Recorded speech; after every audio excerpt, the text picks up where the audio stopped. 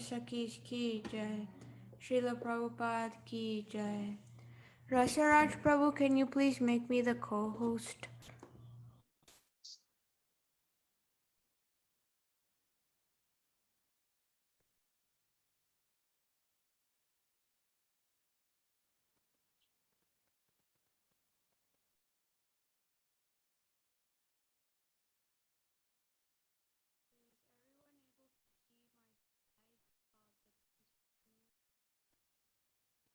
I love the title, Sugopi.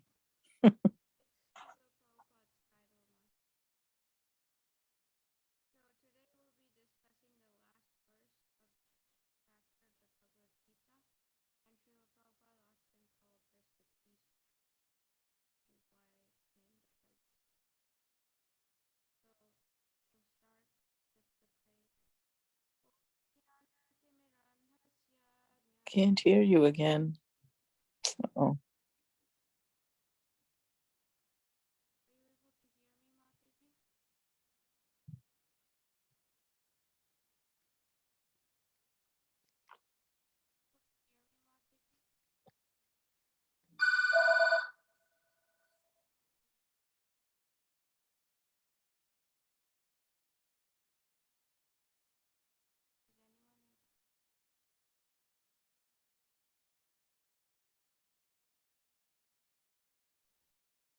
Can't hear you.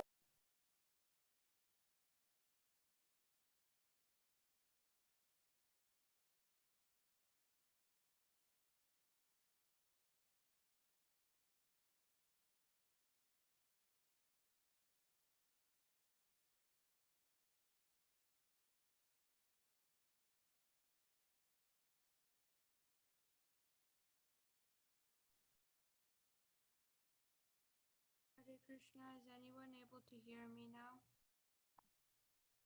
Yeah. Yeah, very softly though. Yeah.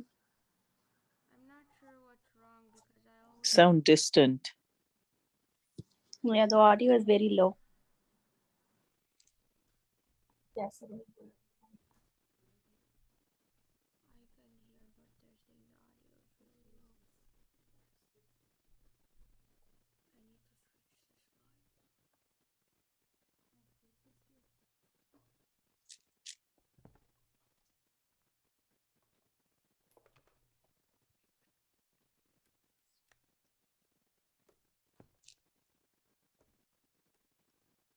Is it better now? Maybe it's still Slightly. soft. It's still soft voice. Still Okay. I can join normal. Still audio really soft. I can't hear you at all, Mataji.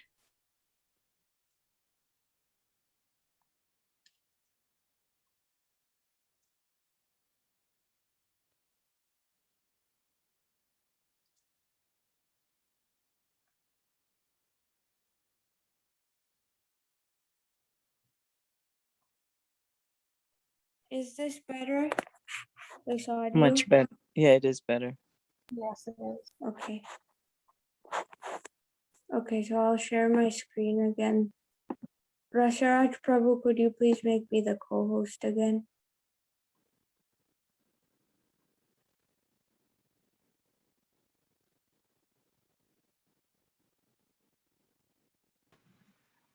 Which one? You have two The one, logins. the one that's only video.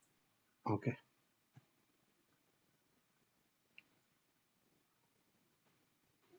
Thank you, Prabhu. Okay, so I'll start with the prayers. Om Ajnanaatimirandhasya Jnananjana Shalakaya Chakshurunmilitam Yena Tasmai Shri Gurave Namah Shri Chaitanya Manobhishtam Sthapitam Yena Bhutale Swayam Rupa Kadamahyam Dadati Swapadantikam Vandeham Shri Guru Shri Yuta Padakamalam Shri Gurun Vaishnavamshta Shri Rupam Sagrajatam Sahagana Raghunathanvitam Tam Sajivam Sadvaitam Savadutam Parijana Sahitam Krishna Chaitanya Devam Shri Radha Krishna Padan Sahagana Lalita Shri Vishakhanvitamscha. He Krishna Karuna Sindhu Dinabandho Jagatpate Gopesha Gopika Kanta Radha Kanta Namostute Tapta Kanchana Gaurangi Radhe Vrindavaneshwari Vrishabhanu Sute Devi Pranamami Hari Priye. Jai Shri Krishna Chaitanya Prabhu Nityananda Shri Advaita Gadadhara Srivasadi Gaura Bhakta Vrinda. Hare Krishna Krishna Krishna Hare Hare, Hare Rama Rama Rama Hare Hare. Okay, so today we'll be discussing the last verse of the 5th chapter of the Bhagavad Gita. Please repeat after me. Bhoktaram yajna tapasam Bhoktaram yajna tapasam Sarvaloka Maheshwaram Sarvaloka Maheshwaram Suhridam Sarvabhutanam Suradam Sarvabhutanam Nyatva Mam Shantim Richati. Nyatva Mam Shantim Rachati. Would anyone like to recite? Bhoktaram yajna tapasam Bhoktaram yajna tapasam Sarvaloka Maheshwaram Sarvaloka Maheshwaram Suradam Sarvabhutanam Suhridam Sarvabhutanam Nyatva Mam Shantim Rachati. Nyatva Mam Shantim Richati. Thank you, Mataji. Would anyone else like to recite?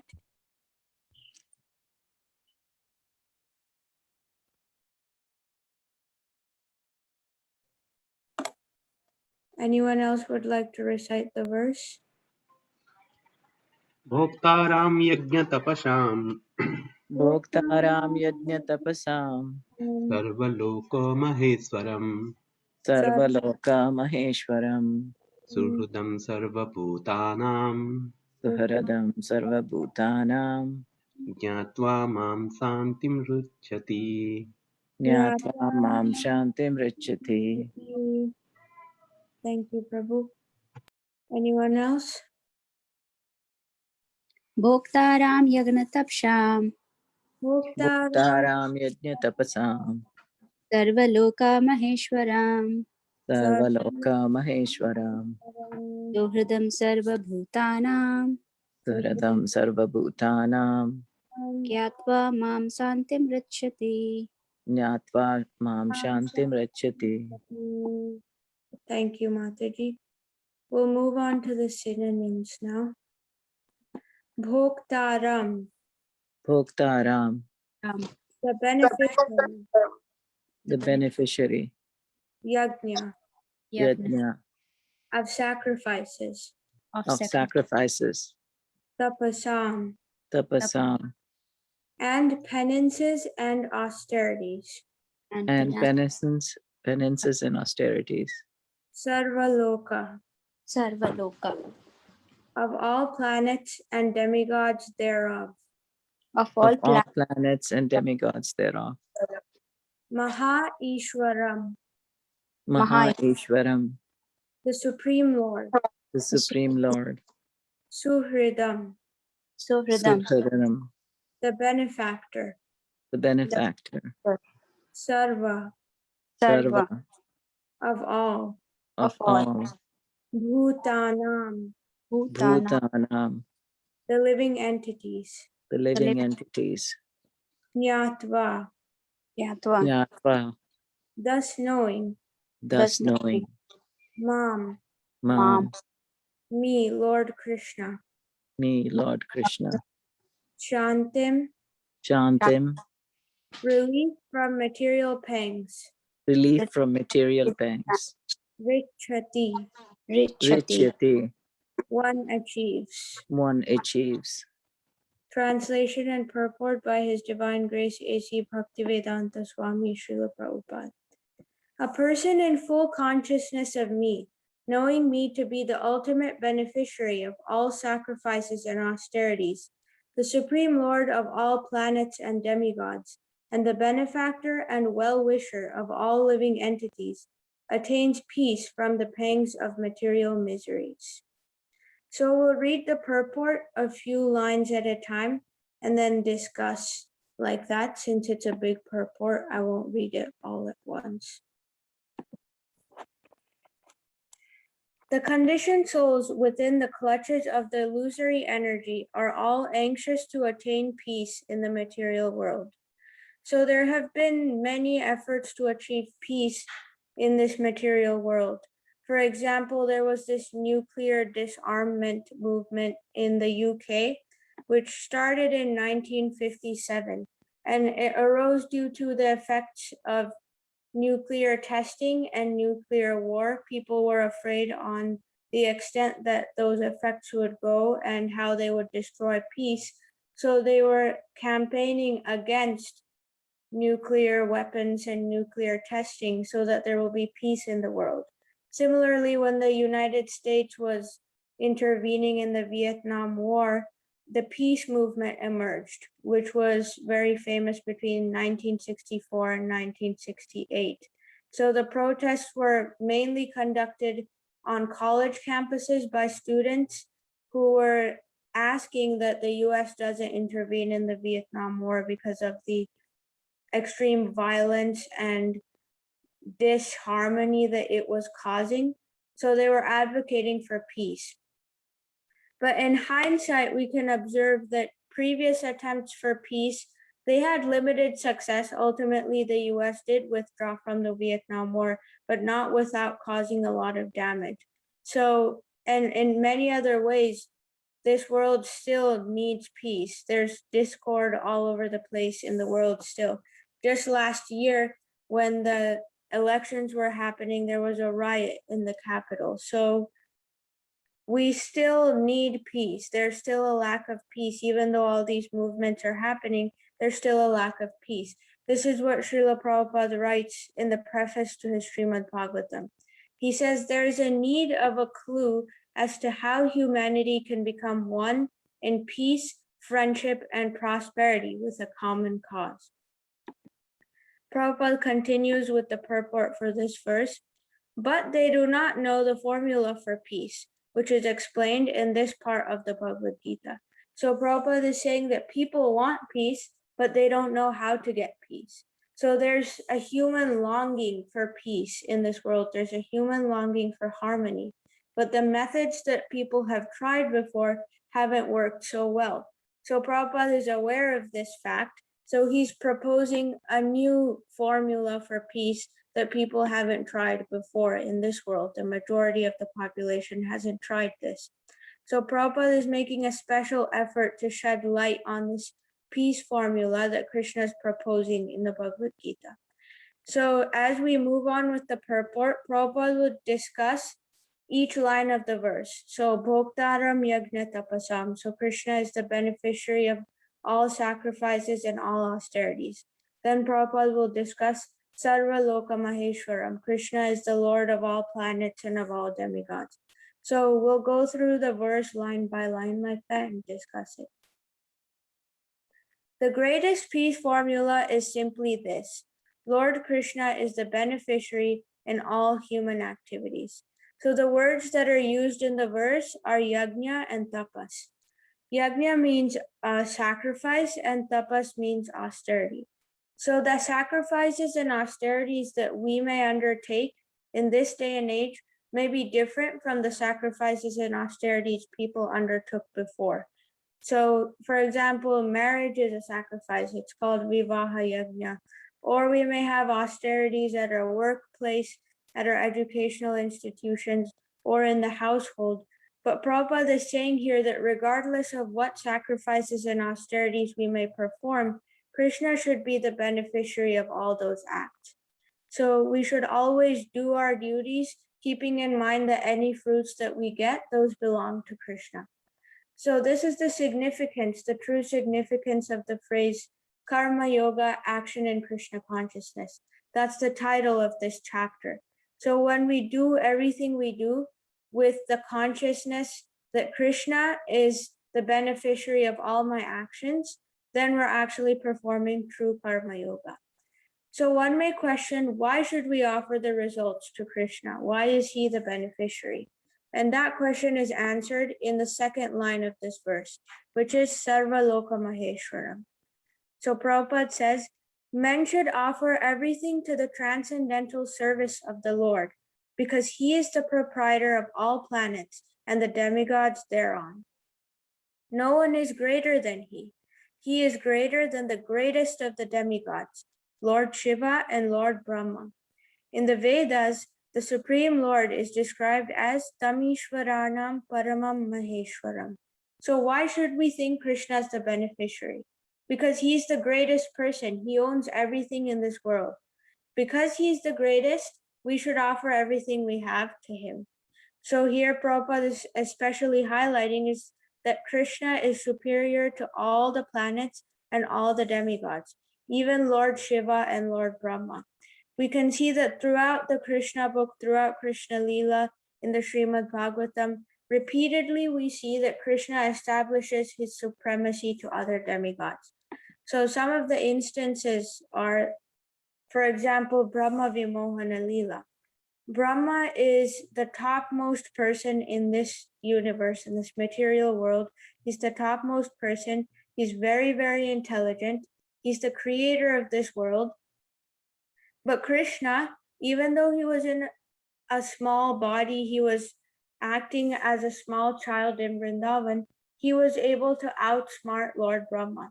Brahma thought he could outsmart Krishna by taking his friends and cows away and hiding them somewhere. He thought he could confuse Krishna, but he couldn't confuse Krishna. Krishna confused him. Vimohana means bewilderment. So Krishna bewildered Brahma, even though Brahma was hoping to bewilder Krishna. So in this way, we can see that Krishna is superior to Brahma because he has more powers than Brahma does. And Brahma ends up offering prayers to Krishna later. So when you offer prayers to someone, that means that they're superior to you. Similarly, Krishna also showed his supremacy over Indra. Indra also thought Krishna is just a small boy. I'm definitely more powerful than him. And he's proud enough to tell his parents and all the residents of Vrindavan not to worship me, so I'll teach him a lesson. That's what Indra thought. So he sent this heavy outpour of rain onto Vrindavan. But Krishna was not only able to protect the residents of Vrindavan, he was also able to teach Indra a lesson at the same time. So Indra realizes, as you can see in the picture in between here, Indra realizes his mistake. He brings Airavata and he brings Sugopi to pacify Krishna along with him, and he apologizes for his mistake. So here we can see that both Brahma and Indra are subordinate to Krishna. Similarly, Krishna swallowed a forest fire in his Vrindavan pastimes. So it wasn't like the forest fire was a demon who was trying to attack the residents of Vrindavan, but still the fact that Krishna could subdue fire means that he's superior to Agni Dev because Agni Dev is fire. Further, we can see other pastimes which show that Krishna is the Maheshwara of Sarvaloka, of all the universes and demigods. For example, when Krishna ate dirt and Mother Yashoda asked him to open his mouth, at that time, as you can see in this picture, she saw all the universes, all the planets, all the stars, everything within Krishna's mouth. And then she saw that she even saw herself in Krishna's mouth, as you can see right here. She even saw herself in Krishna's mouth and she saw herself feeding Krishna. So Krishna showed here that he's the master of all the planets through this pastime. Similarly, when Krishna killed Arishtasura, the pastime that followed that pastime was the creation of Shyamakunda and Radhakunda. Because the gopis said that you're impure because you killed a bull, so now you have to bathe in all the holy rivers that exist. Krishna said, I don't need to go to all the holy rivers, they'll come to me. So that shows that Krishna is more powerful than all the divinities that embody those holy rivers like Ganga, Yamuna, Saraswati, Godavari. All these rivers came to Krishna as soon as he ordered them, and then they went into Shamakund. So he's superior to all of them. That's why they listen to his instruction. We can also see that Krishna defeated Lord Shiva when he was fighting with Banasura. Lord Shiva took the side of Banasura because Banasura was a devotee of Lord Shiva. And at that time, Krishna and Shiva had a fight, a severe fight. So at that time, Krishna overpowered Shiva, and Shiva's weapon, the Shiva Dwara, started offering prayers to the Lord. And at a later time with Indra also, even after the Govardhan Leela, one time Krishna went to the heavenly planets to get a Parijata tree for Satyabhama, and Indra got upset because Krishna took that tree. So he tried to fight with Krishna, but Krishna defeated him even at that time. So through all these instances, we can see that Krishna is the master of all the planets and all the demigods. So Prabhupada continues with the purport. Under the spell of illusion, living entities are trying to be lords of all they survey, but actually they are dominated by the material energy of the Lord. The Lord is the master of the material nature, and the conditioned souls are under the stringent rules of material nature. So here Prabhupada is saying the living entities are trying to be the lords of all they survey, even though they're dominated by the material energy. Krishna says pretty much the same thing in the 3rd chapter of the Bhagavad Gita. He says, Prakriti kriyamanani gunai karmani sarvasha ahankara vimudhatma kartaham iti manyate. So we think that we're the doers, but actually we're just being carried by the 3 modes of material nature. We're being dominated by those modes. So we think that we're the lords of Prakriti, but we're not the lords of Prakriti. Purusha or Krishna is the Lord of Prakriti. So only when we realize that Krishna is the Lord of everything around us, then we'll achieve liberation from the pangs of this material energy. Unless one understands these bare facts, it is not possible to achieve peace in the world either individually or collectively. This is the sense of Krishna consciousness.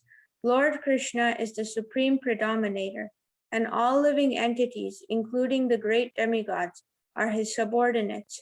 One can attain perfect peace only in complete Krishna consciousness. So as long as we try to be the masters of something that we're not the masters of, we'll always be dissatisfied. We'll never be peaceful because we'll never be able to control the material energy.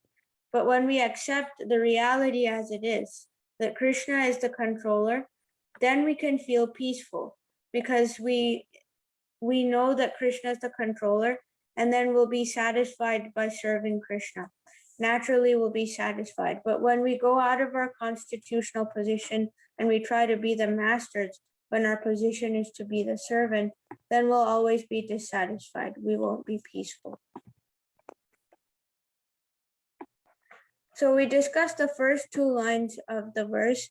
Now we can go to the 3rd line, which is Suhridam Sarvabhutanam. Suhrid in Sanskrit means friend. So Krishna is the best friend of all living entities. And how is he the best friend?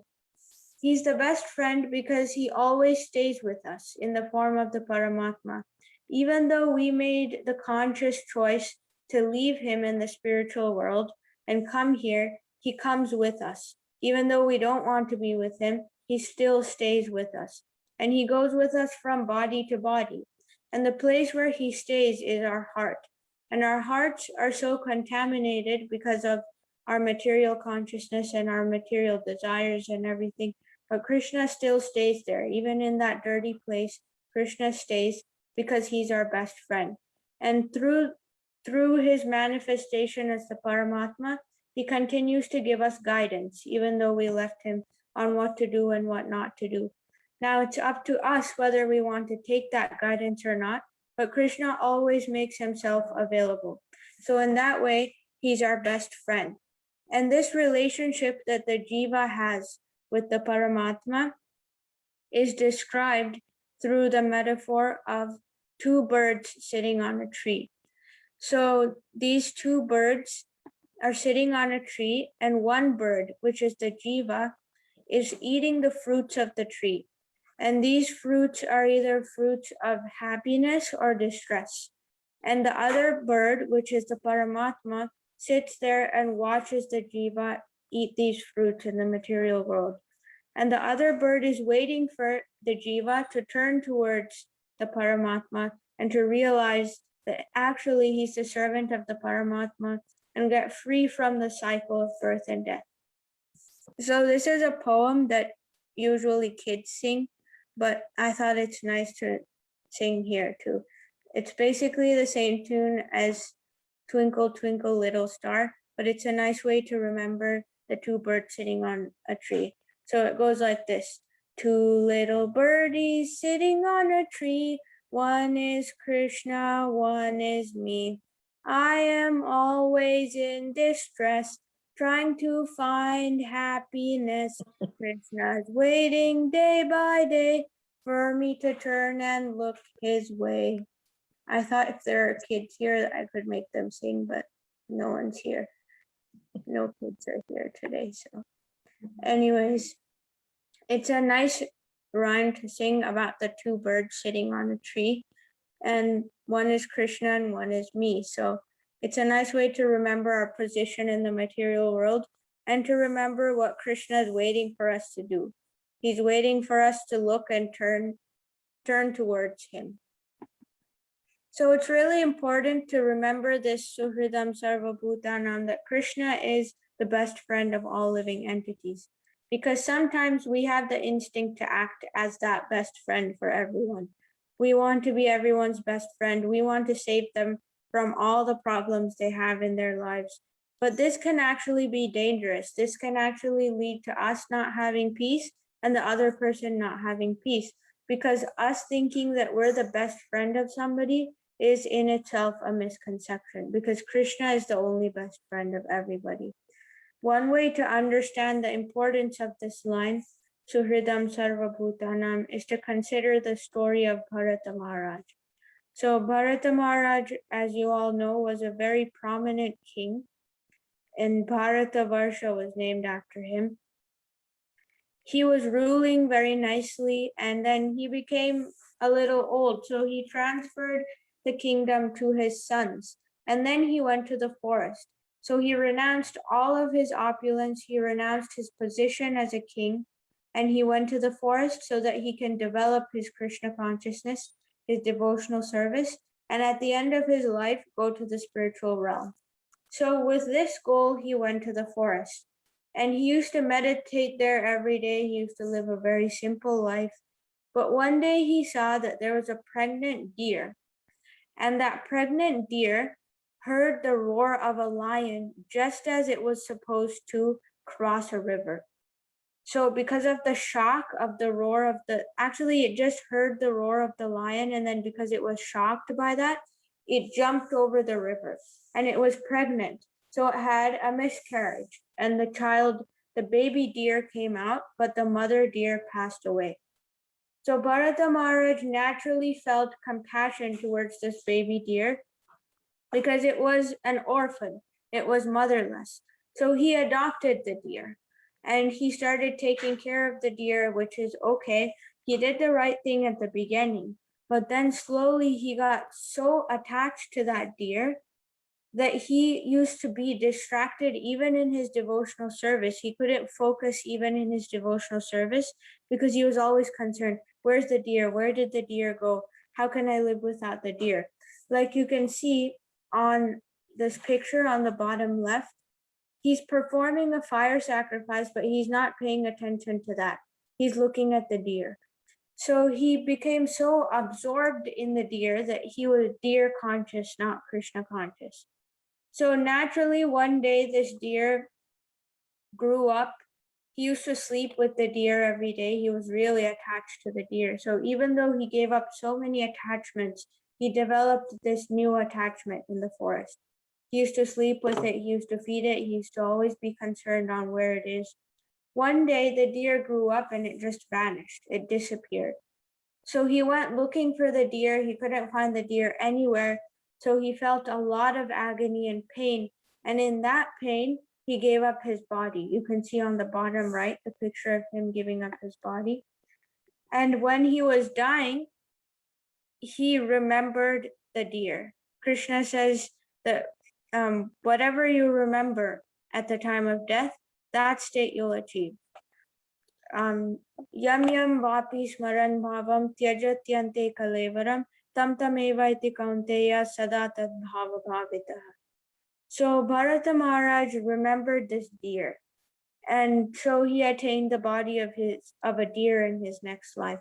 But because he was fortunate, in the next life of a deer, he still remembered his past life. So he would just, in the body of a deer, stay near the ashrams of saintly people and listen to Krishna Katha, and thereby he developed his consciousness more and more, so that in his next life, when he was Jada Bharata, he achieved the supreme destination after that life. But you can still see that through this desire to be the best friend of the deer, he had to take 2 extra lives before going back to Godhead. So we have to be really careful not to fall into this trap of thinking that we are the best friends of all entities or of anybody. We should rather try to help people realize that Krishna is their best friend. So in that way, we can relate to them. In that way, we can have friendship with them, so that we help them realize that Krishna is actually their best friend. Otherwise, we won't have peace, and the other people won't have peace either, because the relationship ultimately won't work out when we think that we're the best friends. And we can even fall down from the platform of Bhava when we think like this, because Maharaj Bharata was at the platform of Bhava. He only needed one more stage to perfect bhakti, which is prema. So even at that stage, if we think that we're the best friend of somebody, then we may fall down and we may need to work much harder to go back to Godhead. So that's why it's really important to realize and practice the principle that Krishna is the best friend of everybody. Prabhupada continues, this 5th chapter is a practical explanation of Krishna consciousness, generally known as Karma Yoga. The question of mental speculation as to how Karma Yoga can give liberation is answered herewith. To work in Krishna consciousness is to work with the complete knowledge of the Lord as the predominator. Such work is not different from transcendental knowledge. Direct Krishna consciousness is Bhakti Yoga, and Jnana Yoga is a path leading to Bhakti Yoga. So Prabhupada is saying here that Bhakti Yoga already includes Jnana Yoga. When we work in Krishna consciousness, we work with knowledge that Krishna is the beneficiary of all my actions. And this is the stage that the Jnana Yogi achieves after long practice, after long contemplation. So that's why Prabhupada said that Jnana Yoga leads to Bhakti Yoga. But when we do Bhakti Yoga, Jnana Yoga is already included in that. Krishna says elsewhere in the Bhagavad Gita, Bahunam Janmanam Ante Jnanavam Mam Prapadyate Vasudeva Sarvamiti Samahatma Sudurlabha. So after many, many births, the Jnani surrenders to Krishna. But the Bhakta surrenders to Krishna right away. He starts from surrendering to Krishna. The process of devotional service starts from surrendering to Krishna. But the end result of Jnana is surrendering to Krishna. The Jnanis ultimately realize that Vasudeva is everything. They ultimately realize that Krishna is to be known, even from all the Vedas, from all the Vedic literatures. Krishna is to be known. Krishna says in 15:15 of the Bhagavad Gita, Sarvasya chaham hridi sarnivishto, matasmitir jnanam apohanam cha, vedaishta sarvar ahameva vedyaha. So of all the Vedas, I am to be known. And this is the conclusion that a Jnani comes to after very long practice. But a Bhakta starts from that point, that Krishna is everything, Krishna is the Lord of everything. So the bhakta is more situated more well off than the jnani is.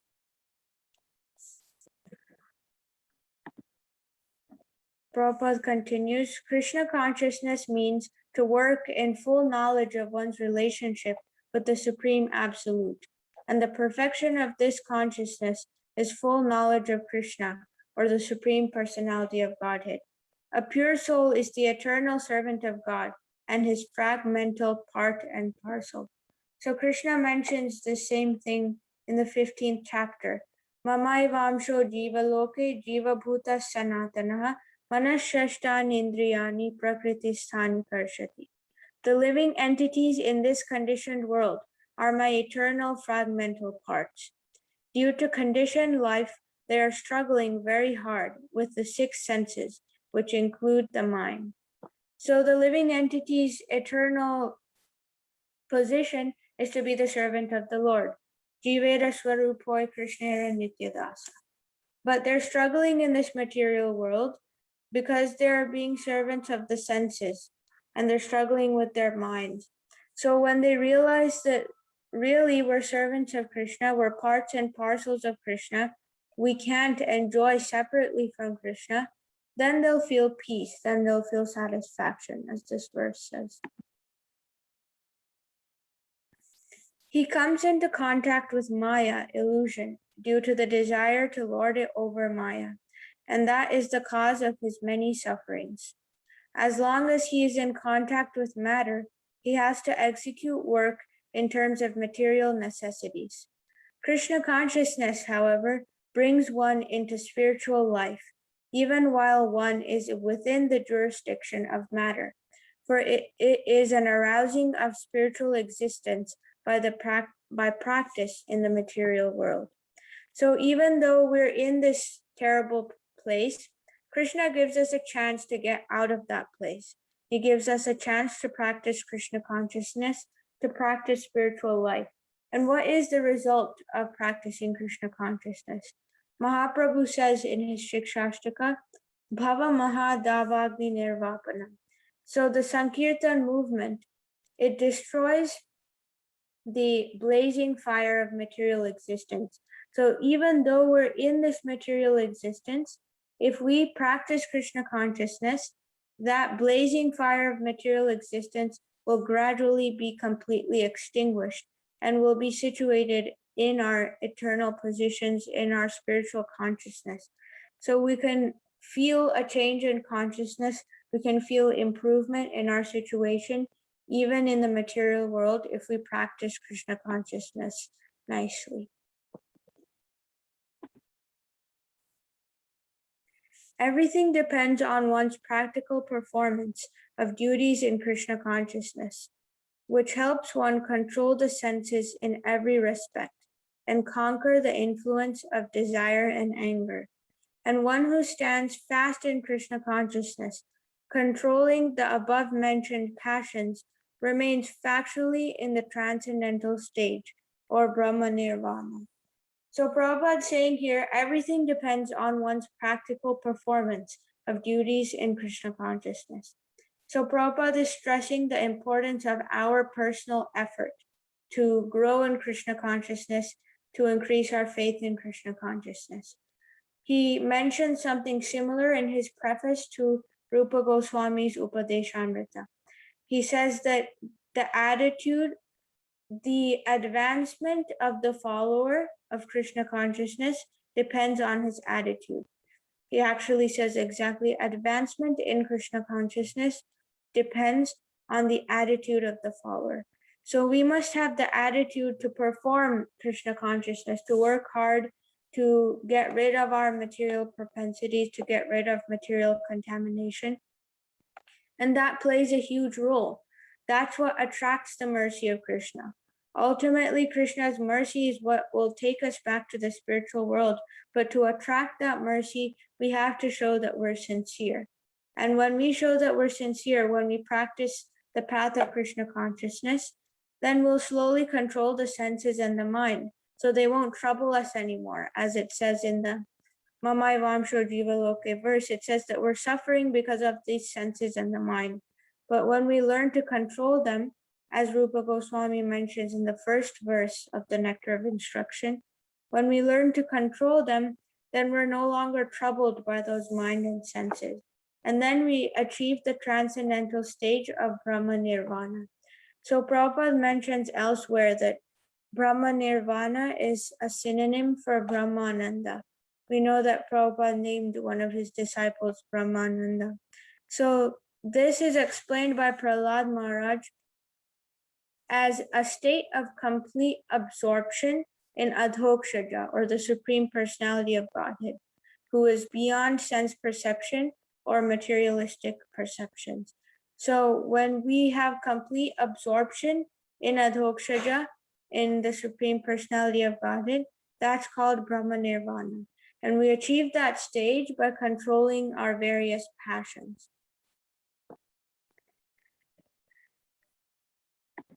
So Prabhupada continues, the eightfold yoga mysticism is automatically practiced in Krishna consciousness because the ultimate purpose is served. There is a gradual process of elevation in the practice of yama, niyama, asana, pranayama, pratyahara, dharana, dhyana, and samadhi. But these only preface perfection by devotional service, which alone can award peace to the human being. It is the highest perfection of life.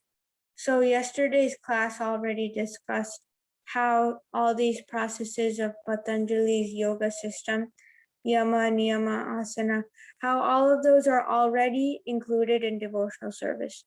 But Prabhupada is saying not only are they included in devotional service, but devotional service has something more than what these give us.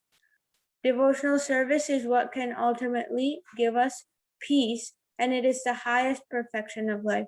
So devotional service includes processes like Ashtanga Yoga, it includes processes like Jnana Yoga, but it has something more than that. So Prabhupada is establishing the supermost position of devotional service in this purport by telling us that we can achieve true peace only by the practice of devotional service. So this was a really enlivening purport, and there was a lot to learn from it.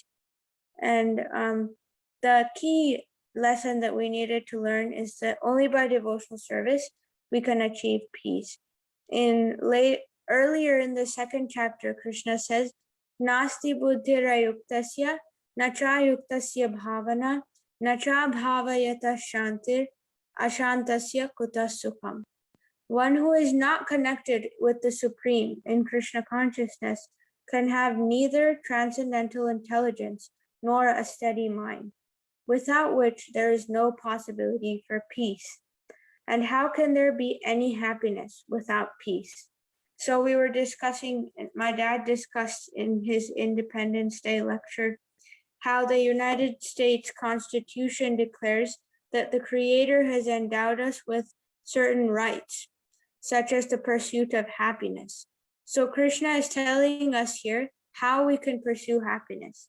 He's saying that we can pursue happiness through the achievement of peace. And how do we achieve peace?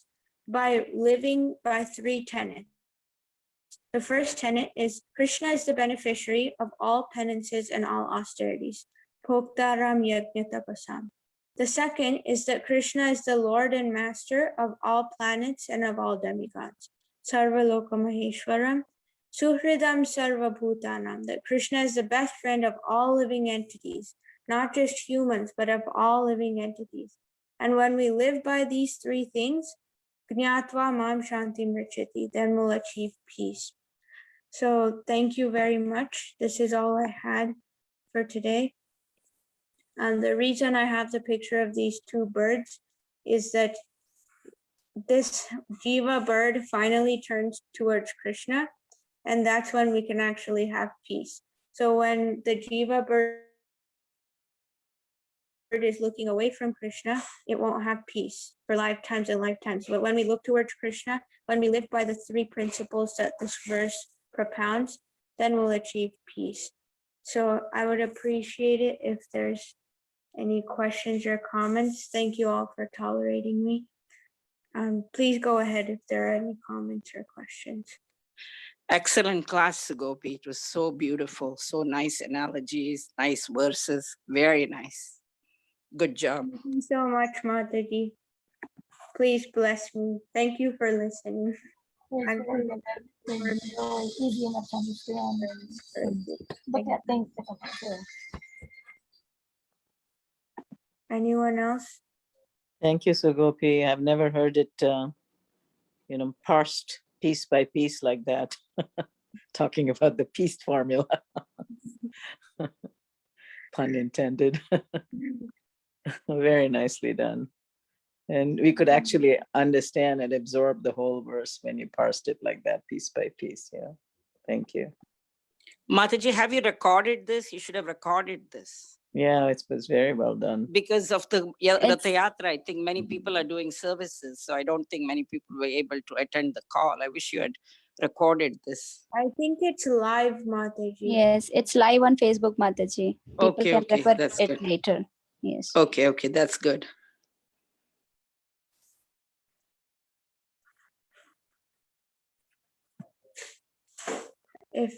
Does anyone else have any comments or questions, corrections? Okay. If not, we can end here. Thank you so much. Vancha kalpa Patitanam Pavanebhyo Vaishnavebhyo Namo Namah. Ananta Koti Vaishnavrinda Ki Jai. Jai Jai Prabhupada Ki Jai. Srimad